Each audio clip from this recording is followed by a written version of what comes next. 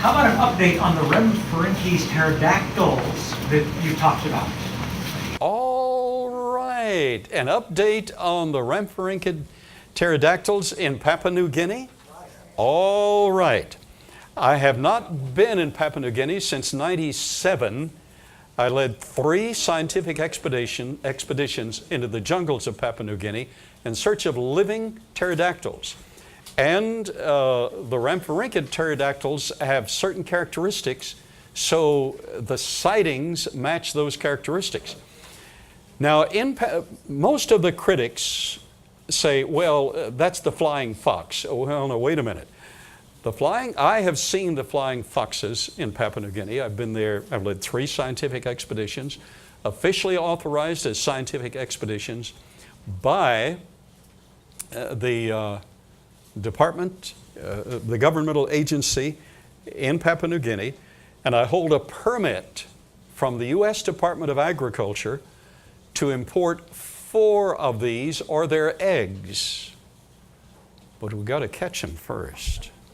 Seeing the mink is one thing, catching them is another thing. I have seen the flying foxes, and they do have wingspans up to 4 feet. And they have a head, they're bats, but they have a head that looks for the world like a fox head. So they're called flying foxes, but they're bats, they're not foxes. And they're intriguing. And the nationals certainly know the difference, and even I could tell the difference. The wingspans of a number of these Dewas and Ropin, that's their name for these creatures. They're grave robbers. Dewas and Ropin, these pterodactyls. These are considered to be ghosts by them, but actual figures who literally assimilate the dead.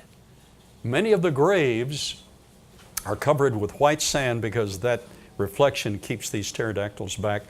For 6 weeks after death, there's phase 1 of decomposition of a human body. After that, there's phase 2, and most of the odor is produced in phase 1. They're attracted to that. And we interviewed an old man who actually saw one of them digging up one of the old ladies that had been buried. We interviewed a school teacher who saw firsthand as she, on the mainland, was flown over to Umboy for the funeral of her uncle, and his body had been decomposing for a week or so. And with the open coffin, one of these creatures flew out of the bush and landed on the coffin, and of course some of those warrior-type family members immediately rushed to him, pulled him off before he could devour the uncle. And eyewitness account of a teacher. These are not foxes. The description is membranous. We interviewed one man who wanted to go further into the jungle to build his home. And because population had encroached, so he went deep into the jungle, and the perfect site for his home had a big tree with a hollow. And so he started to get the tree down. You burn it down in the hollow. So he was burning the tree down, but as he was burning it, out of that hollow came this creature that started chasing him and tried to lift him. Now, we have eyewitness accounts of this. I wasn't there, but we have the eyewitness accounts. And as the man would hit the creature in his wings, the wings were, he said, like a sheet of cloth. They were membranous, and he couldn't hit the thing. So he ran quickly to his home. Their homes are on stilts, and their pigs are under the home. He got into the house, but the creature tried to get into the house from the pig pen. They're attracted to pigs as well. And for hours he stayed there and finally left. So the man didn't get to build his home at the site. On another occasion, now they're attracted to odors. We have the eyewitness accounts.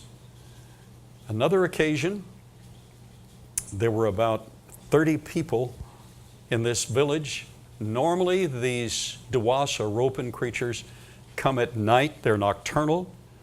But there was an old man in the village who had cancer. And quite often, cancer produces its own odor.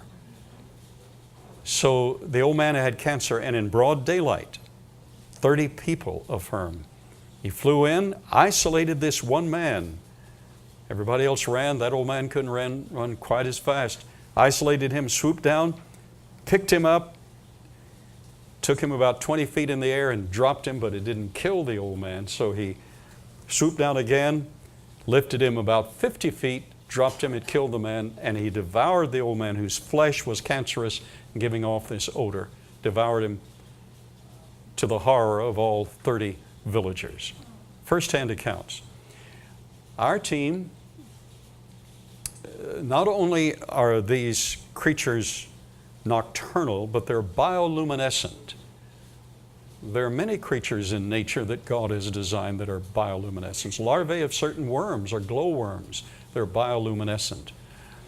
There is a little island in northern Fiji for sale for $25 million. I'd like to have the island if someone would buy it for us.